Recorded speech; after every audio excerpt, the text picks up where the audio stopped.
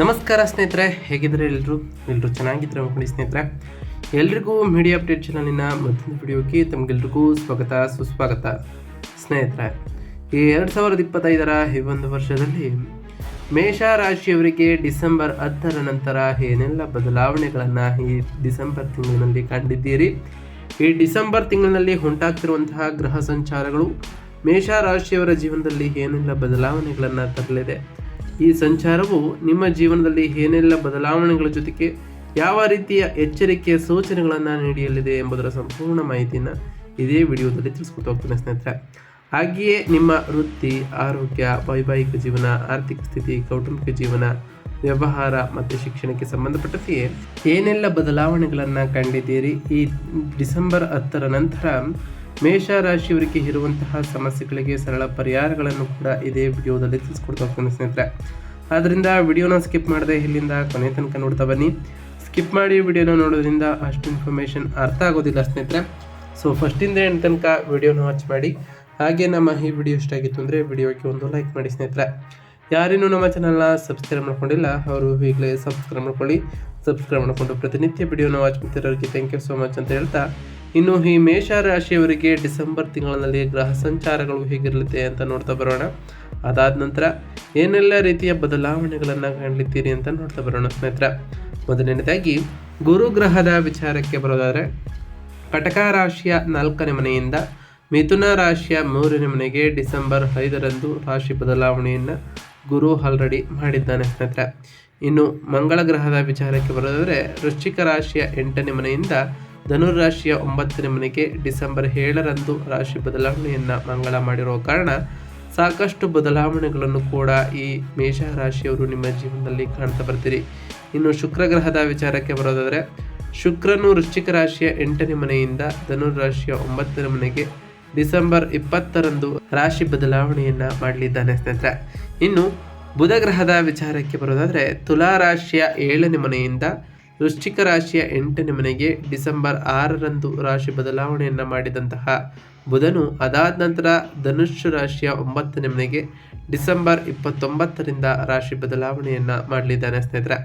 ಇನ್ನು ಸೂರ್ಯಗ್ರಹದ ವಿಚಾರಕ್ಕೆ ಬರೋದಾದರೆ, ವೃಶ್ಚಿಕ ರಾಶಿಯ 8ನೇ ಮನೆಯಿಂದ ಡಿಸೆಂಬರ್ 16ರವರೆಗೆ ಇದ್ದು ಅದಾದ ನಂತರ ಧನುಸ್ಸು ರಾಶಿಯ 9ನೇ ಮನೆಗೆ ಡಿಸೆಂಬರ್ 16ರ ನಂತರ ಪ್ರವೇಶವನ್ನು ಮಾಡಲಿದ್ದಾನೆ ಸ್ನೇಹಿತರೆ.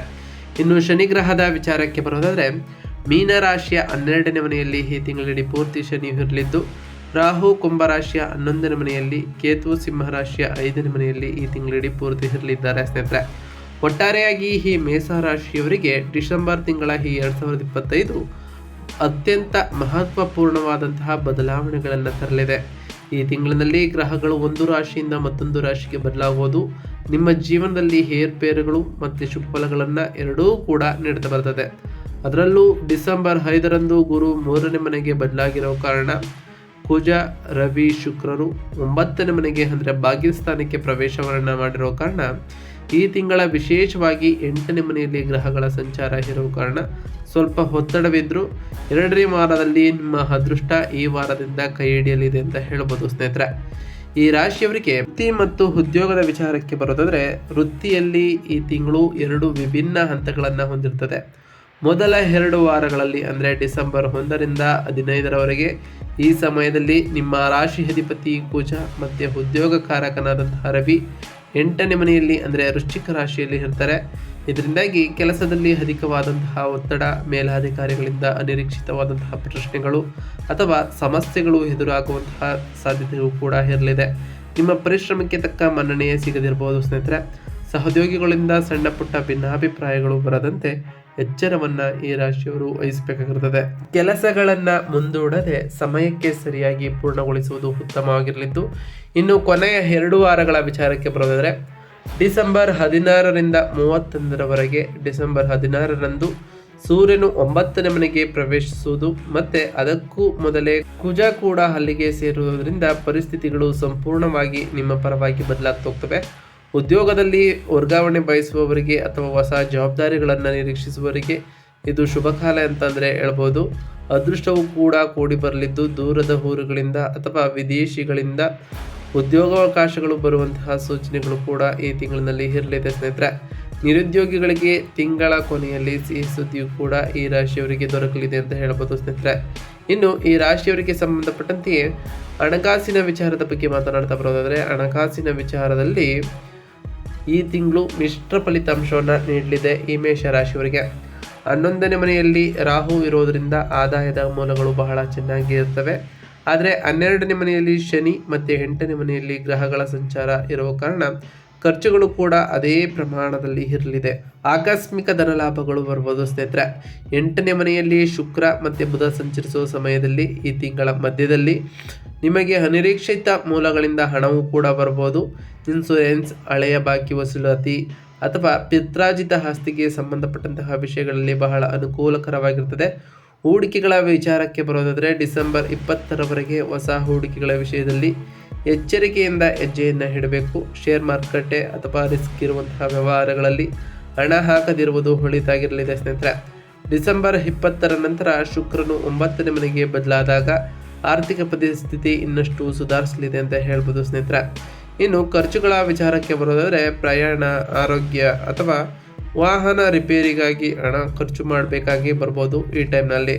ಇನ್ನು ಈ ರಾಶಿಯವರಿಗೆ ಸಂಬಂಧಪಟ್ಟಂತೆ ಕುಟುಂಬ ಮತ್ತು ಸಂಬಂಧಗಳ ವಿಚಾರಕ್ಕೆ ಬರೋದಾದರೆ ಕೌಟುಂಬಿಕ ಜೀವನದಲ್ಲಿ ಈ ತಿಂಗಳು ಸಕಾರಾತ್ಮಕವಾದ ಬದಲಾವಣೆಗಳನ್ನು ತರಲಿದೆ. ಅದರಲ್ಲೂ ಡಿಸೆಂಬರ್ 10ರ ನಂತರ ಗುರು 3ನೇ ಮನೆಗೆ ಬದಲಾಗೋದ್ರಿಂದ ನಿಮ್ಮ ಒಡಹುಟ್ಟಿದವರೊಂದಿಗಿನ ಸಂಬಂಧಗಳು ಸುಧಾರಿಸ್ತಾ ಬರ್ತವೆ. ಅವರಿಂದ ನಿಮಗೆ ಸಹಾಯ ಸಹಕಾರಗಳು ಕೂಡ ಲಭಿಸಲಿದೆ. ತಿಂಗಳ ಮೊದಲಾರ್ಧದಲ್ಲಿ 8ನೇ ಮನೆಯಲ್ಲಿ ಗ್ರಹಗಳು ಇರೋದರಿಂದ ಜೀವನ ಸಂಗಾತಿಯೊಂದಿಗೆ ಸಣ್ಣ ಪುಟ್ಟ ಭಿನ್ನಾಭಿಪ್ರಾಯಗಳು ಬರ್ಬೋದು. ಆದರೆ 2ನೇ ವಾರದಲ್ಲಿ 9ನೇ ಮನೆಯಲ್ಲಿ ಶುಕ್ರನ ಸಂಚಾರ ಉಂಟಾಗೋ ಕಾರಣ ದಾಂಪತ್ಯ ಜೀವನವು ಬಹಳ ಸುಖಮಯವಾಗಿರ್ತದೆ. ಕುಟುಂಬದೊಂದಿಗೆ ತೀರ್ಥಯಾತ್ರೆ ಅಥವಾ ಪ್ರವಾಸಕ್ಕೆ ಹೋಗುವಂತಹ ಯೋಗವು ಕೂಡ ಬರಲಿದೆ. 5ನೇ ಮನೆಯಲ್ಲಿ ಕೇತು ಇರೋದ್ರಿಂದ ಮಕ್ಕಳ ಆರೋಗ್ಯ ಅಥವಾ ವಿದ್ಯಾಭ್ಯಾಸದ ಬಗ್ಗೆ ಸ್ವಲ್ಪ ಆತಂಕ ಕೂಡ ಇರಬಹುದು. ಅದರಿಂದ ಅವರ ಕಡೆ ಹೆಚ್ಚಿನ ಗಮನವನ್ನು ಈ ರಾಶಿಯವರು ಹರಿಸಬೇಕಾಗುತ್ತದೆ ಸ್ನೇಹಿತರೆ. ಇನ್ನು ಆರೋಗ್ಯದ ವಿಚಾರಕ್ಕೆ ಬರೋದಾದರೆ ಆರೋಗ್ಯದ ವಿಷಯದಲ್ಲಿ ಈ ತಿಂಗಳು ಜಾಗ್ರತೆ ಅವಶ್ಯಕವಾಗಿರ್ತದೆ. ಮುಖ್ಯವಾಗಿ ಮೊದಲ ವಾರದಲ್ಲಿ ರಾಶಿಯಾಧಿಪತಿಯಾಗಿರುವಂತಹ ಕುಜ 8ನೇ ಮನೆಯಲ್ಲಿ ಇರೋದರಿಂದ ರಕ್ತದೊತ್ತಡ, ಉಷ್ಣಬಾಧೆ ಅಥವಾ ಹೊಟ್ಟೆಗೆ ಸಂಬಂಧಪಟ್ಟಂತಹ ಸಮಸ್ಯೆಗಳು ಕಾಣಬಹುದು. ವಾಹನವನ್ನು ಚಾಲನೆ ಮಾಡುವಾಗ ಅವಸರ ಸಲ್ಲದು, ಸಣ್ಣ ಪುಟ್ಟ ಗಾಯಗಳಾಗುವಂತಹ ಸಂಭವ ಕೂಡ ಇರಲಿದ್ದು, ಹಾಗೆಯೇ ಈ ಟೈಮ್ನಲ್ಲಿ ಸಮತೋಲಿತವಾದಂತಹ ಆಹಾರ ಸೇವನೆಯನ್ನು ಮಾಡಿ. ಆದರೆ ಡಿಸೆಂಬರ್ 16ರ ನಂತರ ರವಿ 9ನೇ ಮನೆಗೆ ಪ್ರವೇಶಿಸಿದಾಗ ನಿಮ್ಮಲ್ಲಿ ಹೊಸ ಚೈತನ್ಯವು ಕೂಡ ಮೂಡಲಿದ್ದು ಹಳೆಯ ಆರೋಗ್ಯ ಸಮಸ್ಯೆಗಳಿಂದ ಮುಕ್ತಿಯು ಕೂಡ ಸಿಗಲಿದೆ. ಮಾನಸಿಕ ಶಾಂತಿಗಾಗಿ ಧ್ಯಾನ ಮಾಡುವುದು ಕೂಡ ಈ ರಾಶಿಯವರಿಗೆ ಉತ್ತಮವಾಗಿರಲಿದ್ದು, ನಿಮ್ಮ ದೈನಂದಿನ ಜೀವನದಲ್ಲಿ ವ್ಯಾಯಾಮ ಮತ್ತು ಧ್ಯಾನವನ್ನು ಕಡ್ಡಾಯಗೊಳಿಸಿ. ಇದು ನಿಮ್ಮ ದೈಹಿಕ ಶಕ್ತಿ ಮತ್ತು ಮಾನಸಿಕ ಶಕ್ತಿಯನ್ನು ವೃದ್ಧಿ ಮಾಡಲಿದೆ ಸ್ನೇಹಿತರೆ. ಇನ್ನು ವ್ಯಾಪಾರ ಮತ್ತು ವ್ಯವಹಾರಕ್ಕೆ ಸಂಬಂಧಪಟ್ಟಂತೆಯೇ ವ್ಯಾಪಾರಿಗಳಿಗೆ ಈ ತಿಂಗಳು ಆರಂಭ ಸ್ವಲ್ಪ ಮಂದಗತಿಯಲ್ಲಿ ಸಾಗಿದರೂ ಕೂಡ ಅತ್ಯಂತ ಅದ್ಭುತವಾಗಿರಲಿದೆ. ಪಾಲುದಾರಿಕೆ ವ್ಯವಹಾರಗಳಲ್ಲಿ ಇರುವವರು ಪಾಲುದಾರರೊಂದಿಗೆ ಜಗಳಗಳಿಗೆ ಆಸ್ಪದವನ್ನು ನೀಡಬಾರದು. ಡಿಸೆಂಬರ್ 6ರಂದು ಬುಧನು 8ನೇ ಮನೆಗೆ ಆಲ್ರೆಡಿ ಹೋಗಿರೋ ಕಾರಣ ವ್ಯಾಪಾರ ವಹಿವಾಟುಗಳಲ್ಲಿ ಅಥವಾ ದಾಖಲೆಗಳಲ್ಲಿ ಲೋಪದೋಷಗಳು ಉಂಟಾಗುವಂತಹ ಸಾಧ್ಯತೆ ಇದೆ. ಆದ್ದರಿಂದ ಪ್ರತಿಯೊಂದನ್ನು ಸರಿಯಾಗಿ ಪರಿಶೀಲಿಸಿಕೊಳ್ತಾ ಬನ್ನಿ. ತಿಂಗಳ ಈ 2ನೇ ವಾರದಲ್ಲಿ ವ್ಯಾಪಾರ ವಿಸ್ತರಣೆಗೆ ಮತ್ತು ಹೊಸ ಒಪ್ಪಂದಗಳಿಗೆ ಗ್ರಹಗಳು ಅನುಕೂಲಕರವಾಗಿರ್ತದೆ. ಈ ಡಿಸೆಂಬರ್ 9ರ ನಂತರವೂ ಕೂಡ ಸಾಕಷ್ಟು ಬದಲಾವಣೆಗಳನ್ನು ಕಾಣಲಿದ್ದೀರಿ. ದೂರದ ಪ್ರದೇಶಗಳಿಂದ ಹೊಸ ಆರ್ಡರ್ಗಳು ಬರುವಂತಹ ಸಾಧ್ಯತೆಯೂ ಕೂಡ ಈ ತಿಂಗಳಿಂದ ನಡೆಯಲಿದೆ ಅಂತ ಹೇಳ್ಬೋದು ಸ್ನೇಹಿತರೆ. ಇನ್ನು ವಿದ್ಯಾರ್ಥಿಗಳ ವಿಚಾರಕ್ಕೆ ಬರೋದಾದರೆ ವಿದ್ಯಾರ್ಥಿಗಳಿಗೆ ಇದು ಸ್ವಲ್ಪ ಕಠಿಣ ಪರಿಶ್ರಮದ ಸಮಯ ಅಂತ ಹೇಳ್ಬೋದು. 5ನೇ ಮನೆಯಲ್ಲಿ ಕೇತುವಿನ ಪ್ರಭಾವ ಉಂಟಾಗುವ ಕಾರಣ ಓದಿನ ಮೇಲೆ ಏಕಾಗ್ರತೆ ವಹಿಸುವುದು ಕಷ್ಟವಾಗ್ಬೋದು. ಅನಗತ್ಯ ವಿಷಯಗಳ ಕಡೆ ಮನಸ್ಸು ವಾಲದಿರ್ಬೋದು ಸ್ನೇಹಿತರೆ. ಆದರೆ ಗುರುವು 3ನೇ ಮನೆಗೆ ಬರೋದರಿಂದ ಹೊಸ ವಿಷಯಗಳಲ್ಲಿ ಕಲಿಯುವ ಆಸಕ್ತಿ ಹೆಚ್ಚಾಗಲಿದೆ. ಸ್ಪರ್ಧಾತ್ಮಕ ಪರೀಕ್ಷೆಗಳಿಗೆ ತಯಾರಾಗುತ್ತಿರುವವರಿಗೆ ಕಠಿಣ ಶ್ರಮ ಪಟ್ಟರೆ ಉತ್ತಮವಾದ ಫಲಿತಾಂಶಗಳನ್ನು ಕೂಡ ಕಾಣ್ತಾ ಬರ್ತೀರಿ. ಡಿಸೆಂಬರ್ 29ರಂದು ಬುಧನು 9ನೇ ಮನೆಗೆ ಹೋಗುವುದು ಉನ್ನತ ವ್ಯಾಸಂಗಕ್ಕೆ ಬಹಳ ಅನುಕೂಲಕರವಾಗಿರ್ತದೆ ಅಂತ ಹೇಳ್ಬೋದು ಸ್ನೇಹಿತರೆ.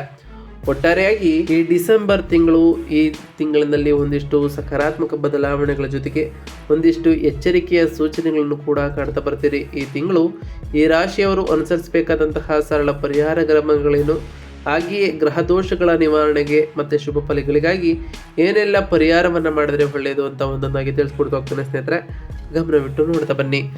ಮೊದಲನೇದಾಗಿ ಸುಬ್ರಹ್ಮಣ್ಯ ಆರಾಧನೆಯನ್ನು ಮಾಡಿ ಸ್ನೇಹಿತರೆ. ಕುಜನು 8ನೇ ಮನೆಗೆ ಹೋಗೋದ್ರಿಂದ ಪ್ರತಿ ಮಂಗಳವಾರದಂದು ಸುಬ್ರಹ್ಮಣ್ಯ ಸ್ವಾಮಿಗೆ ದೀಪಾರಾಧನೆ ಮಾಡುವುದು ಅಥವಾ ಸುಬ್ರಹ್ಮಣ್ಯ ಅಷ್ಟಕಂ ಪಠಿಸುವುದು ಆರೋಗ್ಯ ಸಮಸ್ಯೆಗಳು ಮತ್ತು ಅಪಘಾತಗಳಿಂದ ಈ ರಾಶಿಯವರಿಗೆ ರಕ್ಷಣೆಯನ್ನು ನೀಡಲಿದೆ ಸ್ನೇಹಿತರೆ. ಇನ್ನು ಸೂರ್ಯ ನಮಸ್ಕಾರದ ವಿಚಾರಕ್ಕೆ ಬರೋದಾದರೆ ಡಿಸೆಂಬರ್ 16ರವರೆಗೆ ಸೂರ್ಯ ಅನುಕೂಲಕರವಾಗಿಲ್ಲದ ಕಾರಣ ಪ್ರತಿದಿನ ಸೂರ್ಯ ನಮಸ್ಕಾರ ಮಾಡುವುದು ಮತ್ತು ಆದಿತ್ಯ ಹೃದಯ ಸ್ತೋತ್ರ ಪಠಿಸುವುದು ಕೂಡ ಒಳಿತಾಗಿರಲಿದೆ. ಇನ್ನು ಗಣಪತಿಯ ಪೂಜೆಯ ವಿಚಾರಕ್ಕೆ ಬರೋದಾದರೆ ವಿದ್ಯಾರ್ಥಿಗಳು ಏಕಾಗ್ರತೆಗಾಗಿ ಪ್ರತಿದಿನ ಗಣಪತಿಯನ್ನು ಪ್ರಾರ್ಥಿಸಬೇಕು. ಇದರಿಂದ ಸಾಕಷ್ಟು ಬದಲಾವಣೆಗಳನ್ನು ನಿಮ್ಮ ಜೀವನದಲ್ಲಿ ಕಾಣ್ತಾ ಬರ್ತೀರಿ. ಇನ್ನು ದಾನದ ವಿಚಾರಕ್ಕೆ ಬರೋದಾದರೆ ಶನಿಯ ಪ್ರಭಾವದಿಂದಾಗಿ ಶನಿವಾರಗಳಂದು ಬಡವರಿಗೆ ಅಥವಾ ವಿಕಲಚೇತನರಿಗೆ ಅನ್ನದಾನ ಅಥವಾ ವಸ್ತ್ರದಾನ ಮಾಡುವುದು ಬಹಳ ಶ್ರೇಯಸ್ಕರವಾಗಿರಲಿದ್ದು ಇದರಿಂದ ಸಾಕಷ್ಟು ಬದಲಾವಣೆಗಳನ್ನು ಕೂಡ ನಿಮ್ಮ ಜೀವನದಲ್ಲಿ ಕಂಡಿದ್ದೀರಿ ಸ್ನೇಹಿತರೆ. ನಾವು ತಿಳಿಸ್ಕೊಟ್ಟಿರುವಂತಹ ಈ ಎಲ್ಲ ಸರಳ ಪರಿಹಾರಗಳನ್ನು ಈ ರಾಶಿಯವರು ಮಾಡಿದ್ದೇ ಆದರೆ ನಿಮ್ಮ ಜೀವನದಲ್ಲಿ ಸಾಕಷ್ಟು ಬದಲಾವಣೆಗಳನ್ನು ಕಾಣ್ತಾ ಬರ್ತೀರಿ. ನೀವು ಅಂದುಕೊಂಡಿರುವಂತಹ ಕಾರ್ಯಗಳು ಯಾವುದೇ ಅಡೆತಡೆ ಇಲ್ಲದೆ ನೆರವೇರ್ತಾ ಬರ್ತದೆ ಸ್ನೇಹಿತರೆ. ಇದಾಗಿತ್ತು ಇವತ್ತಿನ ಒಂದು ವಿಡಿಯೋ ಸ್ನೇಹಿತರೆ. ವಿಡಿಯೋ ಇಷ್ಟ ಆಗಿತ್ತು ಅಂದರೆ ವಿಡಿಯೋಗೆ ಒಂದು ಲೈಕ್ ಮಾಡಿ. ಯಾರೇನೂ ನಮ್ಮ ಚಾನಲ್ನ ಸಬ್ಸ್ಕ್ರೈಬ್ ಮಾಡ್ಕೊಂಡಿಲ್ಲ ಅವರು ಈಗಲೇ ಸಬ್ಸ್ಕ್ರೈಬ್ ಮಾಡ್ಕೊಳ್ಳಿ ಸ್ನೇಹಿತರೆ. ಸಬ್ಸ್ಕ್ರೈಬ್ ಮಾಡ್ಕೊಂಡು ಪ್ರತಿನಿತ್ಯ ವಿಡಿಯೋನ ವಾಚ್ ಮಾಡ್ತಿರೋದಕ್ಕೆ ಥ್ಯಾಂಕ್ ಯು ಸೊ ಮಚ್ ಅಂತ ಹೇಳ್ತಾ, ಹಾಗೆ ಕಮೆಂಟ್ನಲ್ಲಿ ಓಂ ಶನೈಶ್ವರಾಯ ನಮಃ, ಓಂ ಅಂಗರಾಯಕಾಯ ನಮಃ, ಓಂ ಗುರುವೇ ನಮಃ, ಓಂ ಲಕ್ಷ್ಮೀನಾರಾಯಣಾಯ ನಮಃ ಎಂದು ಕಮೆಂಟ್ ಮಾಡಿ ಸ್ನೇಹಿತರೆ. ಆ ಶನಿ ದೇವರು ಮಂಗಳದೇವ ಲಕ್ಷ್ಮೀನಾರಾಯಣ ನಿಮಗೆ ಆಯುಷ್ಯ ಆರೋಗ್ಯ ಸಮೃದ್ಧಿಗಳನ್ನು ಕೊಟ್ಟು ಕಾಪಾಡಲಿ. ನೀವು ಅಂದುಕೊಂಡಿರುವಂತಹ ಕಾರ್ಯಗಳು ಯಾವುದೇ ಅಡೆತಡೆ ಇಲ್ಲದೆ ನೆರವೇರಲಿ ಅಂತ ದೇವರಲ್ಲಿ ಕೇಳ್ಕೊಳ್ತಾ ಇವತ್ತಿನ ಒಂದು ವಿಡಿಯೋನ ಮುಗಿಸ್ತಿದ್ದೀನಿ ಸ್ನೇಹಿತರೆ. ಸಿಗ್ತೇನೆ ಮತ್ತೊಂದು ವಿಡಿಯೋದೊಂದಿಗೆ. Thank you for watching.